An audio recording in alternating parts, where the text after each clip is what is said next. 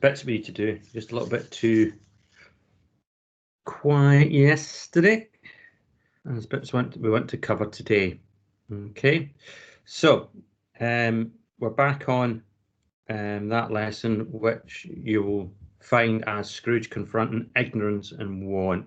Okay, I'm going to try a couple of things that are a bit different today to make sure that everybody's sort of getting the idea and on the ball here. So we're going to be using bits of chat as well, because I think that's all operational again. So the first thing I want you to do is you will see what we're going to just do is clean up from a lot of the things yesterday so that it doesn't distract you. Okay, so we'll look at it a bit fresh again and make our annotations today. So the first thing, when we get ignorance and want introduced here, it says Scrooge mentions that he sees something strange protruding from your skirts, and he says, is it a foot or a claw? What I'd like you to do now in chat is just type an answer here, and it might just only be one word. That'll be fine. But what I want you to do is, how do you react to that description when Scrooge says it's a foot or a claw? What do you immediately think that Scrooge is seeing? Type your answer into the chat now, please.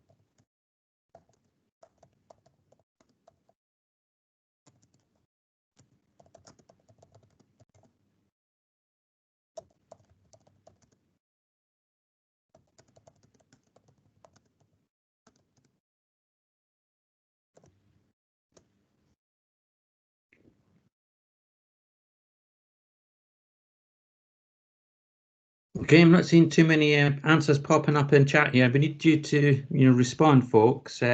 Not being passive here. I've just typed it into the chat function again there. So could you respond to that? What do you think Scrooge is seeing when he states a foot or a claw?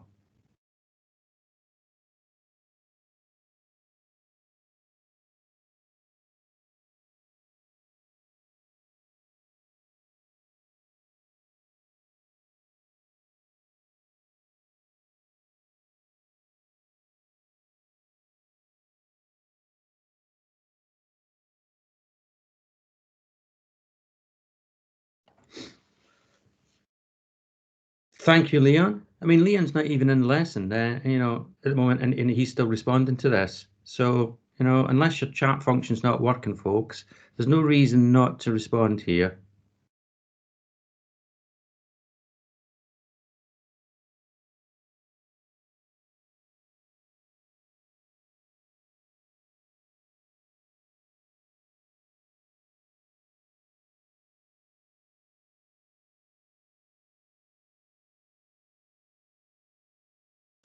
Thank you, Lottie. Yeah, something animal-like, isn't it? I mean, again, with that idea of the claw. Thank you very much.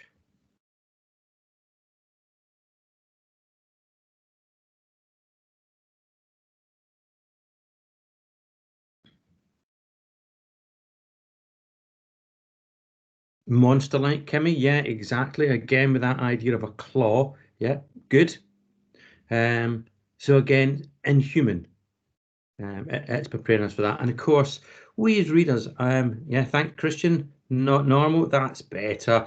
Good, Kiva, yeah, a demonic creature when we think about the claw. That's much better. Good. Can we do this a bit more? Because I don't want it to be that you're just passively looking at screens. This way we can get some interaction going. And I know that some of you don't want to chat or sort of talk to give your answer. This way works perfect. Good. Rest of us as well. Make sure that we do get involved. Don't just wait to see what other people do. Want to see that you're understanding this as well. Thank you those so far. So back to the screen. So yeah, just popping in some of those things that you've been saying there. So it's almost, if we take it, if we go for black, boom, over there.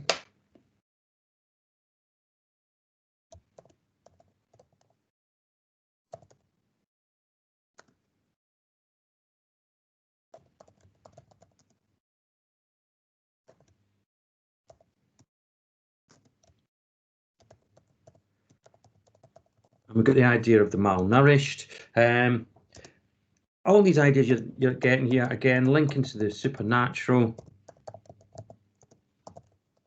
which reader will accept because we've had three spirits.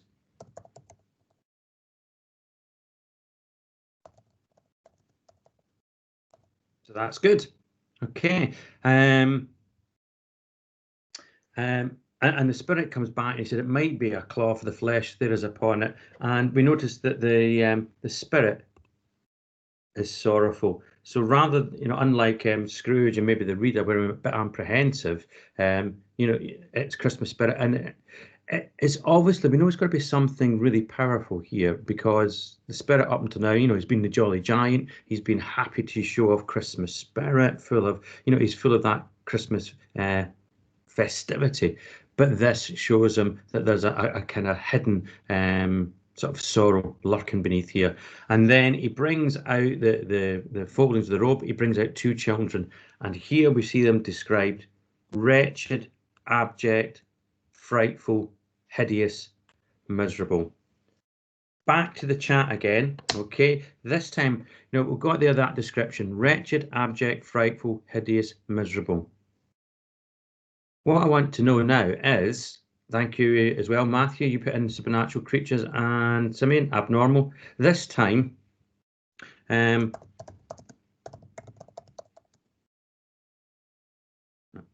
want to know what technique Dickens is using.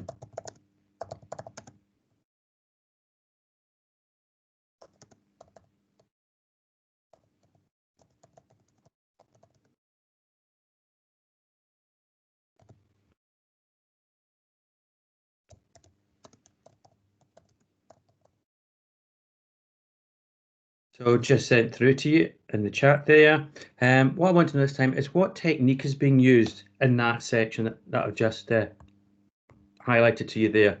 The wretched, abject, frightful, hideous, miserable. What technique is Dickens using there to get his point across? And there's a couple of things you can look at. There's a very direct one if you just look at the use of punctuation there. But again, you look at each word in its in turn there, and give me an idea of what you think, what literary technique that Dickens is employing here. Okay? Even if you're unsure, just have a go. Let me know your thoughts. And I see Leon first in again. Thank you.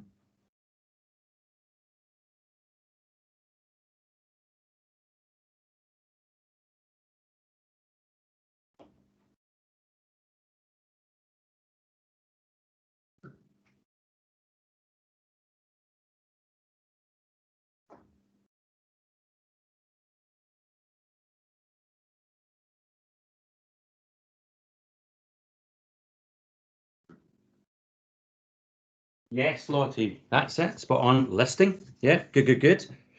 Yeah, so we've got a listing technique going on. And then think about the range of words that are used in that listing. Everybody else, don't just hang back there. Don't, type in your ideas. I want to see that you're responding and participating too. Come on, George. What do you notice about connecting those words? Good, George. Yes, that repetition of words with similar meanings. And for a bonus point, George and everybody else, what do we call that? begins with an S, words that all have a similar meaning. They all have the same idea that connect them. What is it that Dickens is using there?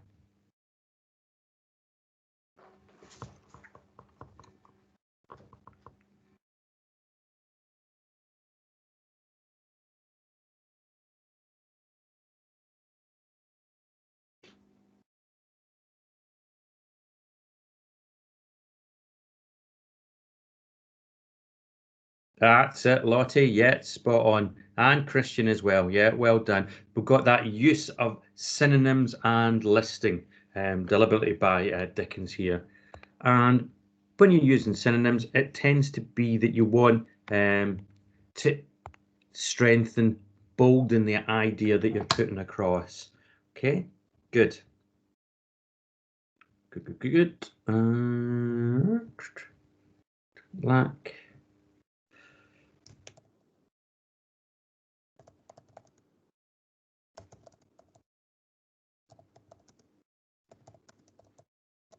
So, yeah. So we've got that synonyms and listing by Dickens there. And if you notice it, they kind of get more strong as they go along. So we start off with the wretched, and then it's abject, it's frightful, it's hideous, really powerful and miserable. And then we have, oh man.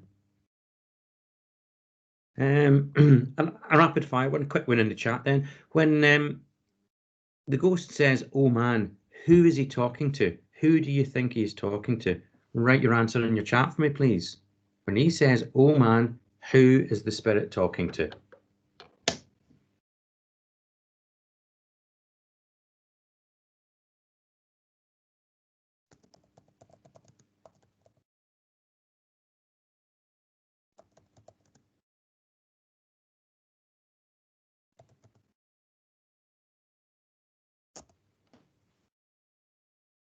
Yes, Kiva. Good, good, good. All of mankind.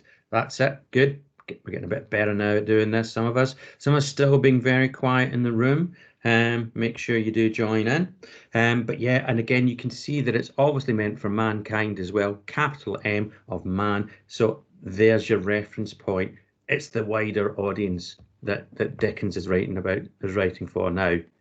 Okay. So we've got this wider audience.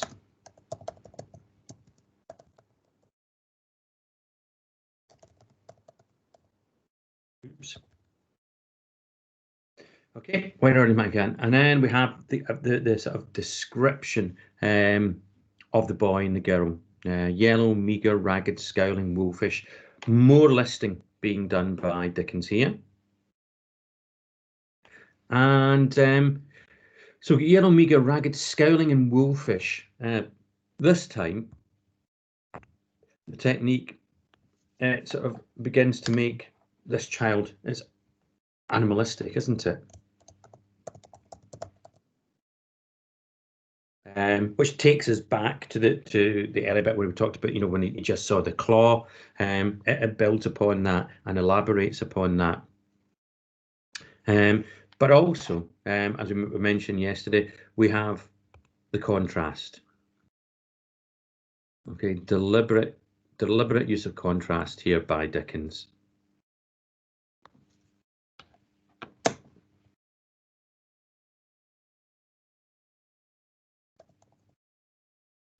Oops.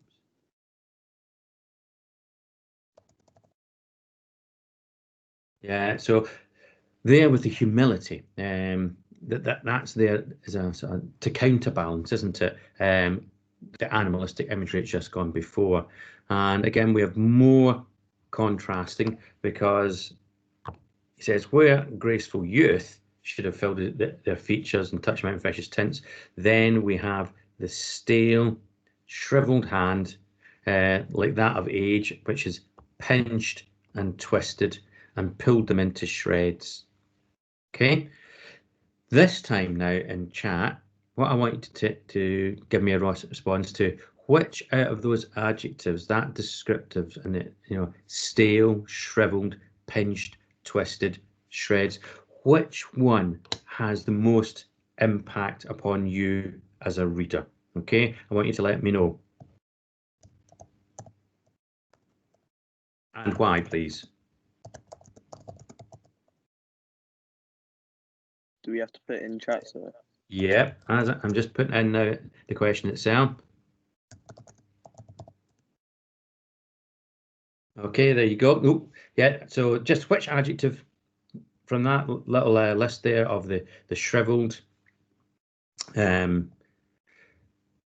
stale, pinched, twisted, and the shred, which one has the most impact on you and why, please?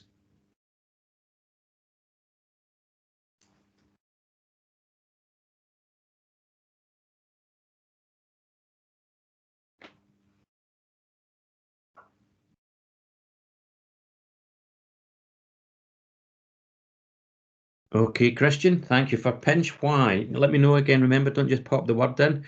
Tell me what the effect is on you. Why it stands out for you, please. Good, thank you, Leon. Yeah, you like the one twisted there because it can lead to different ways of description. It's quite good. And again, twisted very much just like, their sort of physicality here has been distorted out of all kind of recognition.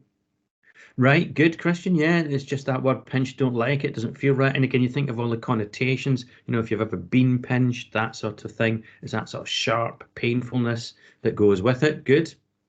Okay. Like to hear from a few others, please. That are in the room. Isaac, Kimmy, George, pinch again because it's negative. Is that also because Christian said it, George, by any chance?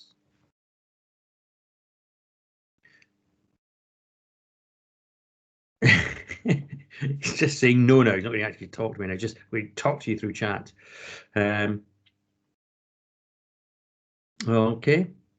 Let's have a few others, please. Yeah, Nicole, let us know your thoughts. Stale because it's kind of yes, very good. Kiva, yes, it's like alive but dead. Good. Thank you, Lottie. The shriveled, yeah, it's young children. They shouldn't be that way. It's almost as if they've aged before their time. Very good. Good. And this is good for me because it's showing me your engagement with the text there, your understanding, because when it comes to doing the question that you're going to be doing very soon, these are the things that you need to do, isn't it? And it's building up your confidence. So good. Back to the screen here. Yeah, so the angels might have sat and thrown devil's luck, and again, it is quite literally, isn't it? It's the battle of good versus evil here, isn't it? But again, this unnatural behaviour from the children as they glare out menacing. So we're getting the idea now that this is a wider threat.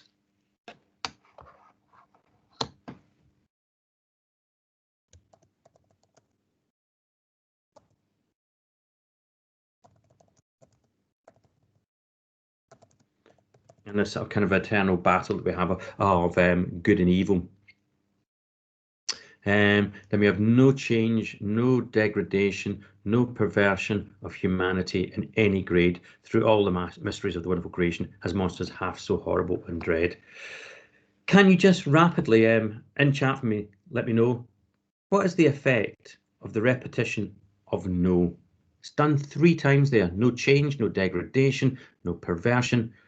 Again, think about that technique where it's been used 3 times. What is the impact and the effect of repeating no 3 times there, please? Answers in chat.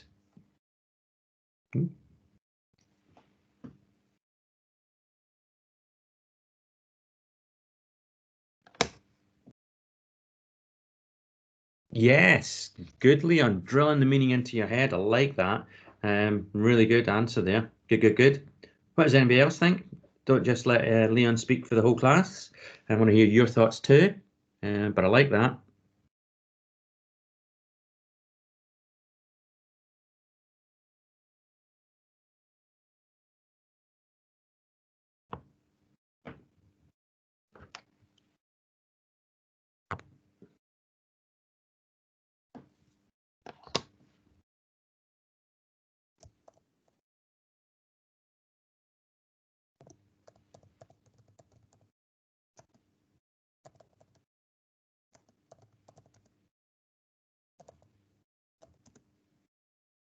Okay, well done there. And got another, I think it's from Lottie, possibly.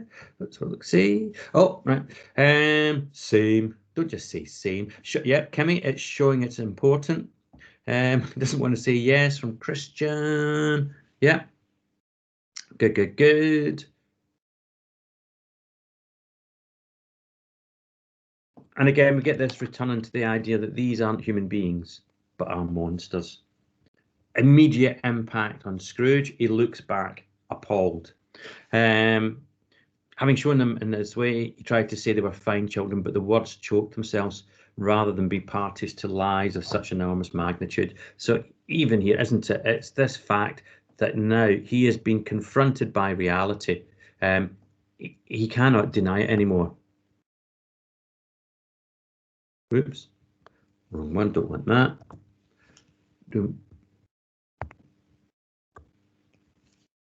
And here we see that Scrooge is really overwhelmed by the truth.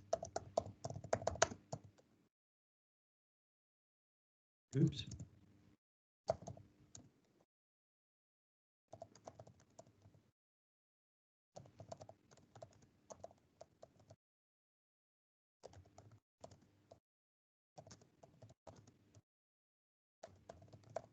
You know, and we can think about this as being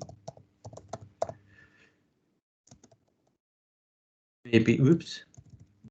I mean, he has a few of these throughout, I'd say, the text, but you can maybe think of this as an epiphany moment for him here, because here he's thought about the poor. You just chuck them in the workhouse, you get rid of them. You know, it's all their fault, lazy, good for nothings, all that sort of thing.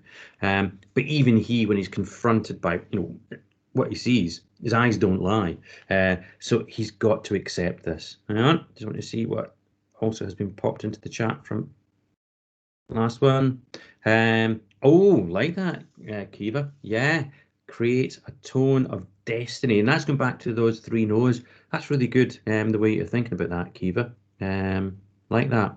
Good way of doing it. Yeah, it's almost like this cannot be stopped, cannot be avoided unless some big change takes place. And then Scrooge does something very stupid, doesn't he? When he questions it and he says, "Spirit, are they yours?" And then we see this section, this here,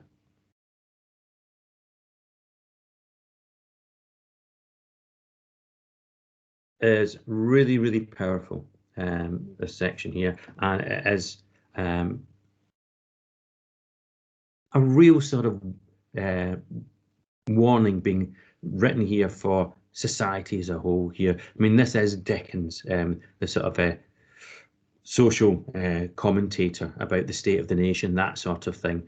The Spirit replies here, "They are man's." Again, notice the capitalization of man. So again, it's all to do with mankind looking down on them. And they cling to me, appealing from their fathers. This boy is ignorance. The girl is wanting. We've talked about this quite a few times. We have got these symbolic names being given to them. Beware them both in all of their degree, but most of all, beware this boy. For on his brow I see that written, which is doom. Unless the writing be erased. Deny it, cried the Spirit, stretching out its hand towards the city. Slander those who tell it ye, admit it for your facetious purposes, and make it worse, and bide the end. Now, what I want you to respond to in chat now is, why do you think that the Spirit says to Scrooge to beware the boy? And the boy, remember, is ignorance. Why is he saying to Scrooge, beware the boy most of all? Write your answers for me, please, in chat.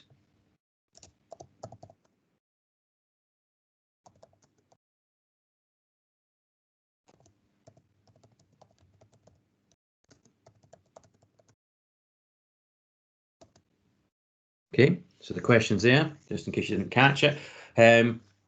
Why does Dickens write there and say to Scrooge that you must beware the boy, ignorance most of all, out of these two creatures?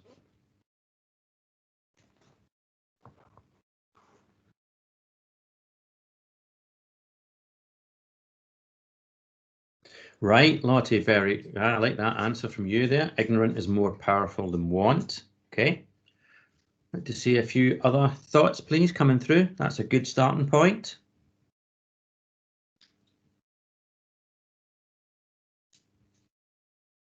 Yes, Leon, as it says in the text there as well. Good, yeah.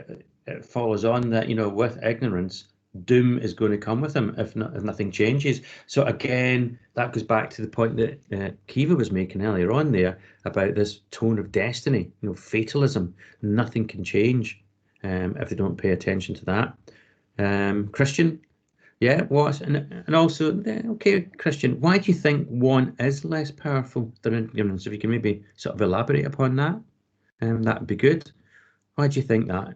This is true, but why is one less powerful than ignorance? And again, go back if you can recall. Remember yesterday, I did say we did discuss before as well what the meaning of the word ignorance is. Ah, yeah, good point, George. Ignorance is harder to control. Good.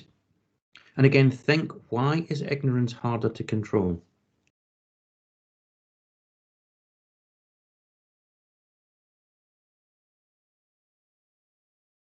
Okay, now, as always, we've seen these comments coming into the chat too. You can possibly build in the points that have been made by those that have done it so far, because there's two things that could be developed here. Why is ignorance more powerful than want? And why is it also harder to control? Let me know.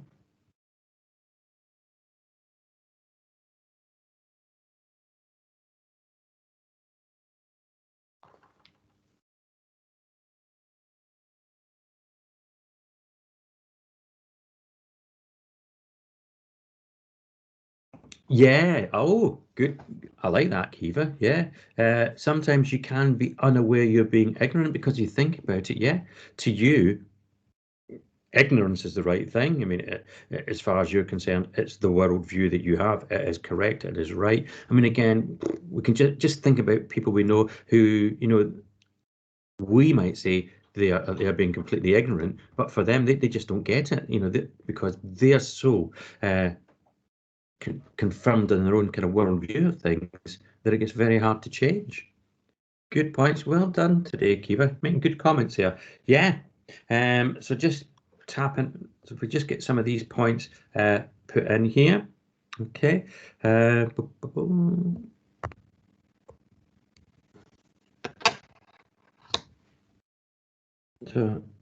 I'll pop them because I want them in your color because they're your ideas.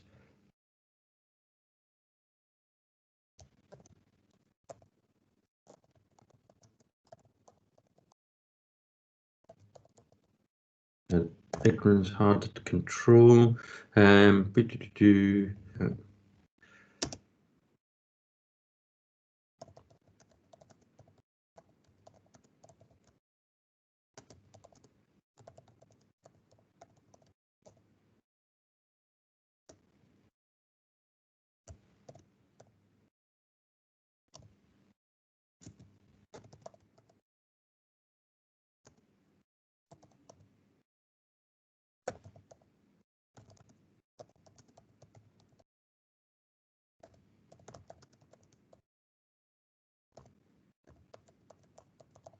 So, all these ideas that you've given me, good. Oops.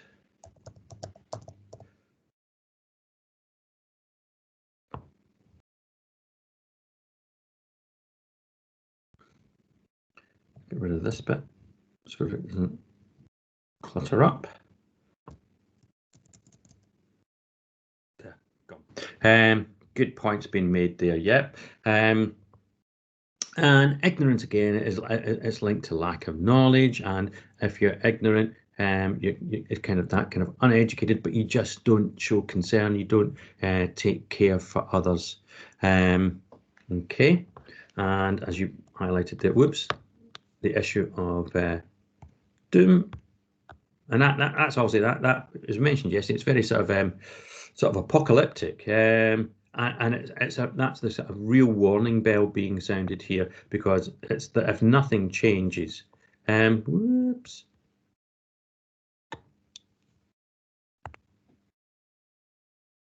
if nothing alters, you know, it's being suggested that there is going to be a terrible end.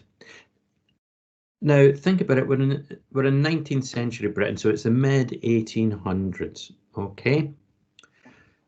What I want you to respond to in chat this time. What do you think?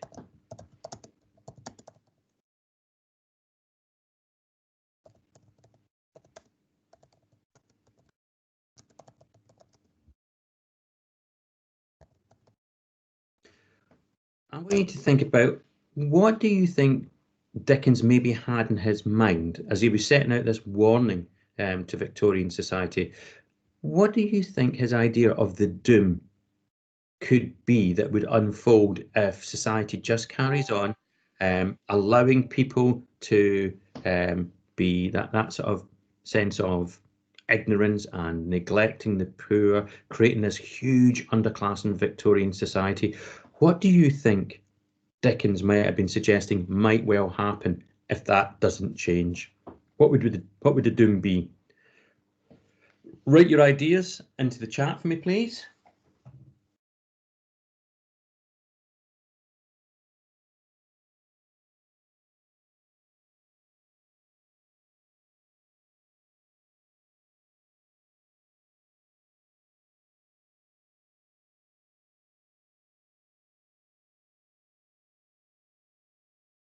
Okay, Leon, thanks. People might be, they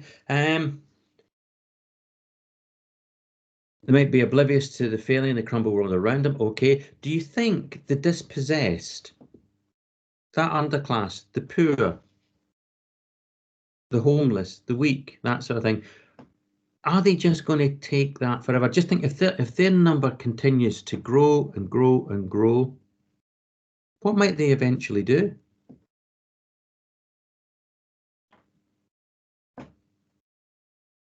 Yeah, Leon, that's it.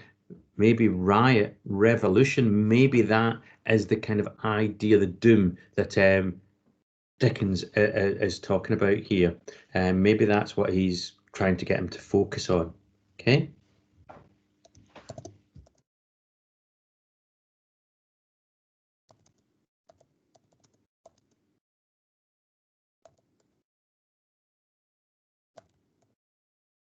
And if you think about it, just before the Victorian era, you have the French Revolution is well within living memory. And then throughout 19th century Europe, in mid 1800s, there is a lot of popular uprisings and revolutions, getting rid of old monarchies, that sort of thing. Keeping, yeah, Scrooge and like I've no hope of getting above their status.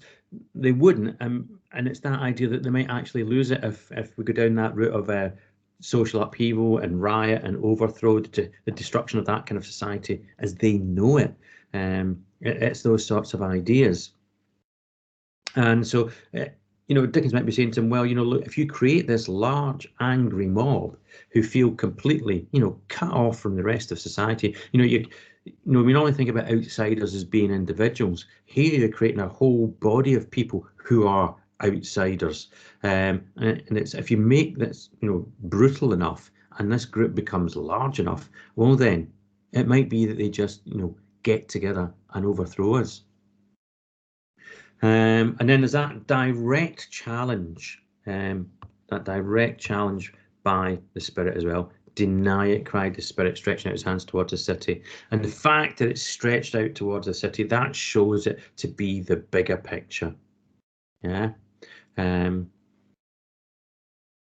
again, Scrooge, in response to this, again, you can see the sort of dawning reality on him, that things might not fare too well. And he asks, almost all too late, isn't it? Have they no refuge of resource?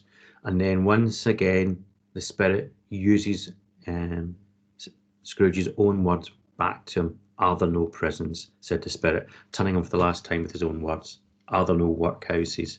There's his answer. And that's the kind of Victorian attitude that Dickens is fighting against.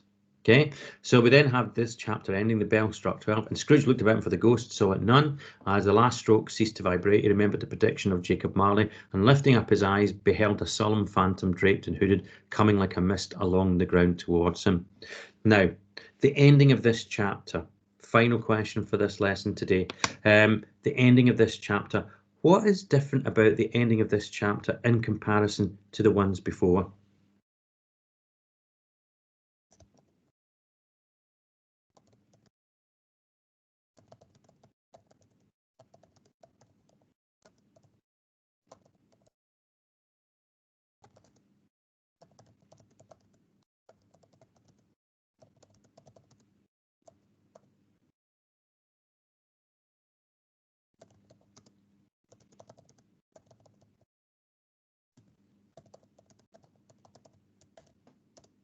Okay, so sort of two things here. I want you to tell me what's different, what's noticeably different about the ending to this chapter to the others that we've had in Stave 2 and 1 sort of thing, and what's different also about the arrival of the third spirit.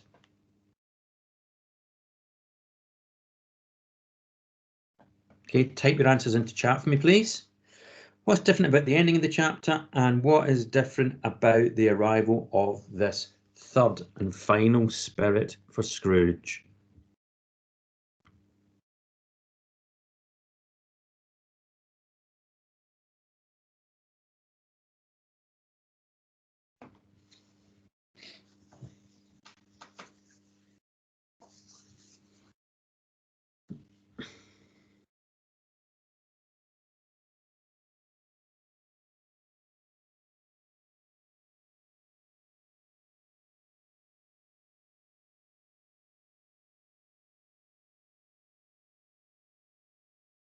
Good, Lottie. Yeah.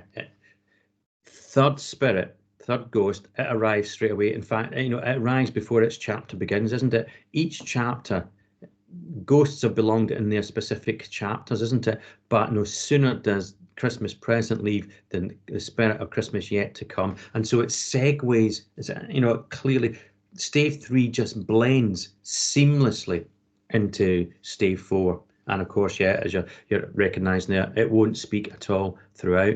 But that is what's going on there. Yes, good, Leon. It's a very dark note to end off, and the relatively pleasing one from the Christmas past. Good, good, good, good. Yeah. And that sort of dark mood that has been begun by the two children, Ignorance and Want, it continues, yeah, as you say, with this. And again, this time as well, rather than just being a spirit, Dickens uses the word phantom. And it's draped and hooded, all of that, it is setting this menacing tone for Stave 4.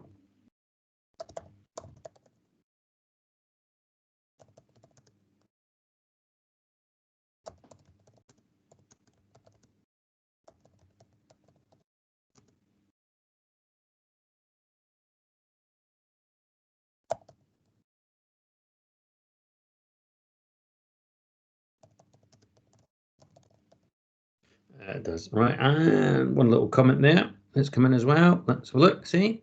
Oh, right, and Kiva, yeah. Oh, right, it's unfinished, and the third spirit is really making Scrooge think and changes him, but he does it in such ways it doesn't speak because the ghost actions speak for him. Good answer, Kiva. Good answer again.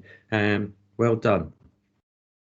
Right, so that's us now sort of concluded that Stave 3. We've looked at it in a lot more detail now, and thank you to those of you who've been participating throughout on the chat today. That is really good. It's really useful for me because it's a quick way for me to see that you're engaged, getting the idea, and that you're showing that recognition, understanding of the text. I'm going to keep using this for a bit now because I think it's a good way to make the lesson a little bit more interactive.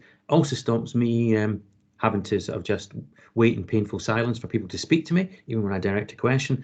And there's some good ideas really coming through here, and it means that I can then incorporate that into part of the lesson itself. So well done.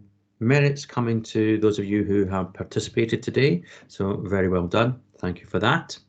and then I will see you all again tomorrow. And it being Friday, what does that mean, Christian? If it's Friday? A quiz. It means there's a quiz. Yes. And I'm going to do my best to maintain its complete secrecy up until the last minute, so that nobody can have tag team going on here to help them in any way, shape, or form, so we can maybe get a true outcome again. But looking forward to that again tomorrow. Okay, so thanks for today and your participation, and I will see you all tomorrow. Thank you. Thanks, sir. Thank you. Thank you. Thank you.